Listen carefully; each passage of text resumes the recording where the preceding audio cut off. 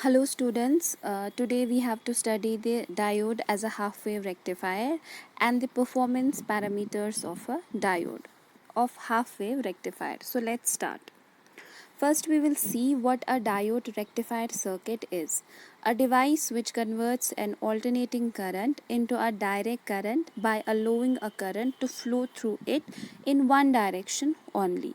So, what a rectifier does, it converts the AC voltage into the DC, and by doing so the diode rectifier circuit allows the flow of current in one direction only, since we are getting DC at the output, direct current. So what is the need of a rectifier circuit? We are getting DC, and DC can be stored. Unfortunately, there are no ways to store AC. If we want to store the energy, we have to first convert it into the DC. For example, we have batteries available with us that store the energy. So in our homes as well, what we do, we make use of AC, and that is used to charge the batteries, inverters, etc., and they store the energy in the form of DC. So that is the big advantage of the rectifier circuits. Now we have to do the first classification of rectifier circuits. Rectifier circuits can be classified into half wave diode rectifier circuit and full wave diode rectifier circuit. And the full wave diode rectifier circuit is further classified into two types: bridge rectifier circuit and center tap rectifier circuit. In this session, we will complete the half wave diode rectifier circuit. So on your screen, we have a diode rectifier circuit, a half wave diode rectifier circuit. Why the name half? Because it rectifies only half of the input wave. That means only half portion of the input cycle. That is the positive half. The negative halves are not being processed by this circuit. So if we look at the circuit, we have input waveform. This is an AC wave, alternating current having alternating positive and negative cycles. And the rectifier circuit, it consists of a source, that is an AC source, a diode, and a load. The load is purely resistive load. What do we say by resistive load? It doesn't have any inductive or capacitive effect. So if we make use of annotations, one second. So what happens when the positive half of wave comes into play? That is when you have, one second, when you have the input waveform. You see the input waveform, the first half is positive half. So when positive half cycle of the input wave comes, the polarities go like this: the upper side is positive and the lower part is negative. And if we mark the polarities of diode, it is like this: plus and minus.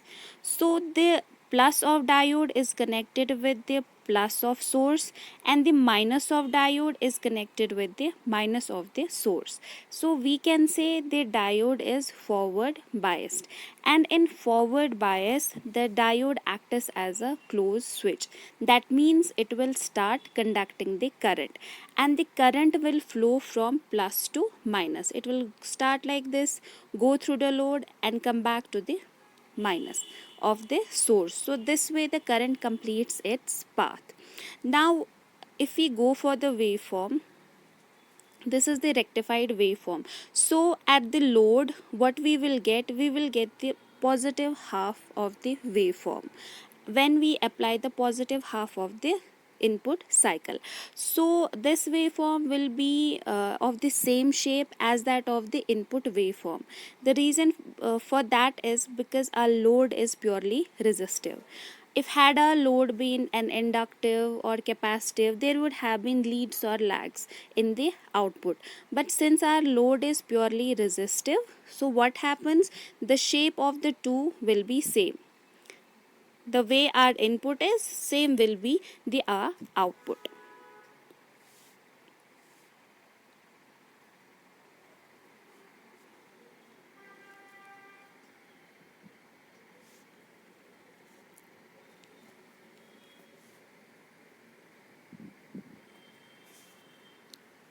Okay. So this is how the positive half of the cycle works for a diode. This is how the diode works for the positive half of the cycle. Now comes the negative half of the cycle. So in negative half, when negative half comes, the polarities of the supply voltage will change like this. The upper portion will be negative and the lower part will be positive. Now what happens here? The diode having the same polarities, the polarities of diode won't change. So the diode is having this like this, plus and minus. So plus of the diode is connected to the minus of the battery, and minus of the diode is connected to the plus of the battery. So what happens here? Diode actually gets connected in the reverse bias, and in the reverse bias diode will act as an open switch. Now since the switch is open, there will be no flow of current. Current needs a closed path to flow.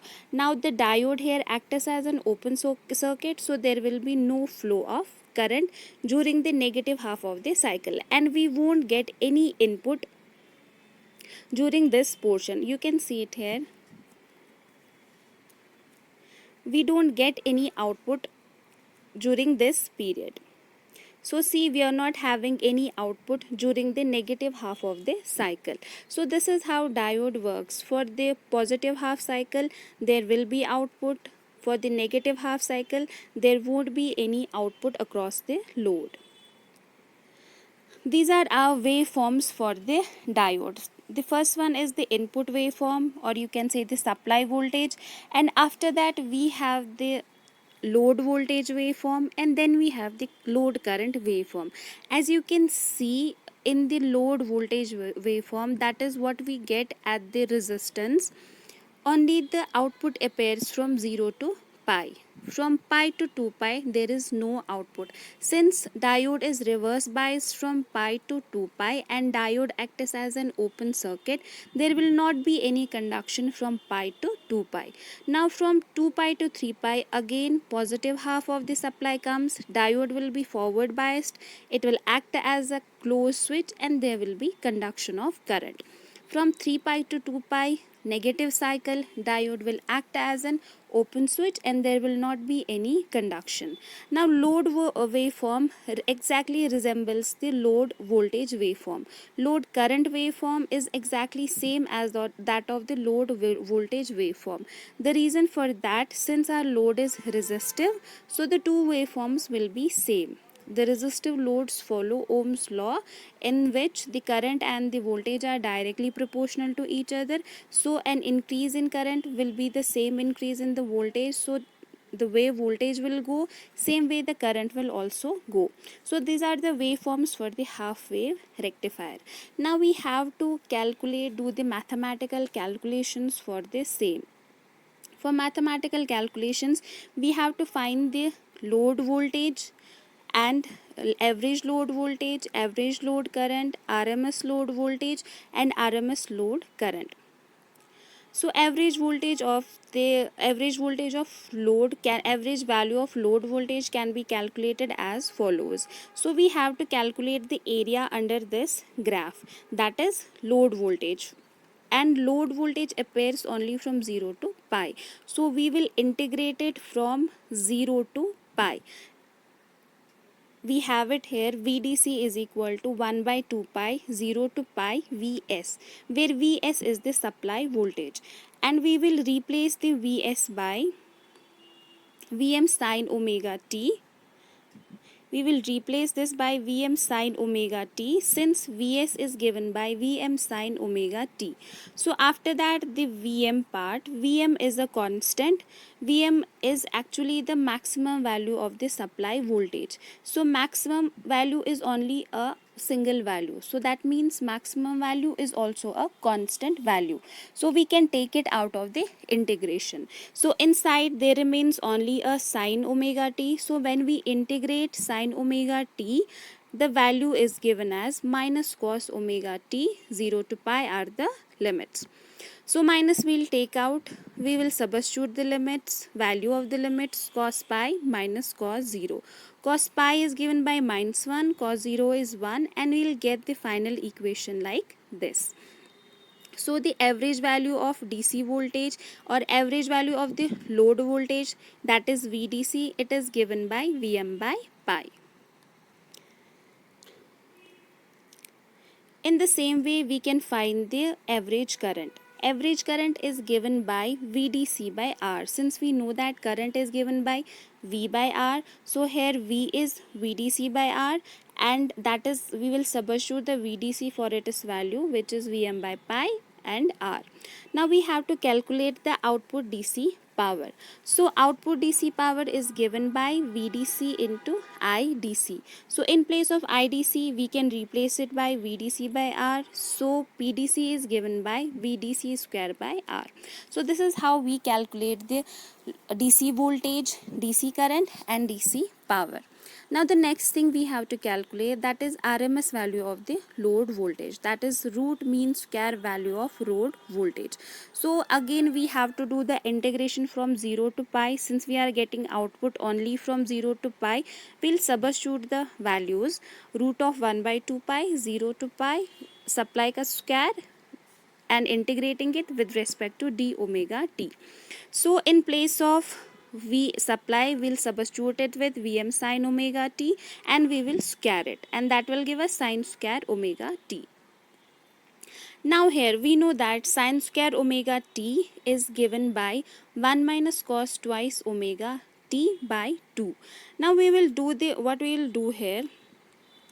We will do now integration by parts. First we will integrate 1.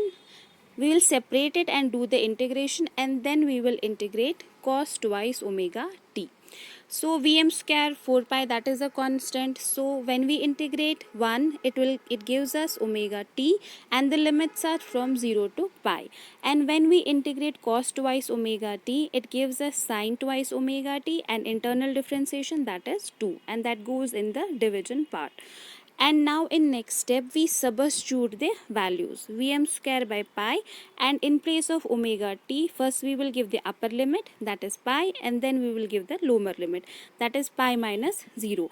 And same we will do for sin twice omega t, sin 2 pi and then lower limit minus sin of 0, and this value is equal to the 0.